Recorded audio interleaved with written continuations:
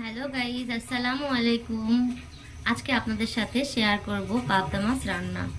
তো প্রথমেই আমি দেখতে পাচ্ছেন তেল নিয়ে নিচ্ছি। এ পর্যায়ে প্রথমে আমি মাছগুলোকে ভেজে নেব।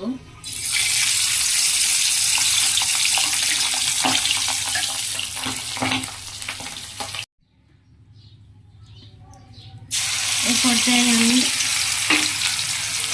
পেঁয়াজ বাটা, রসুন বাটা, ধনিয়া বাটা দিয়ে দিয়েছি।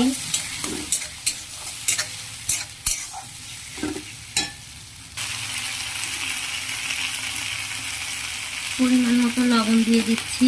আমি লবণটা একটু কম দিলাম, আমি মাছের মতো লবণ দিয়েছিলাম। এরপর হলুদের গুঁড়ো,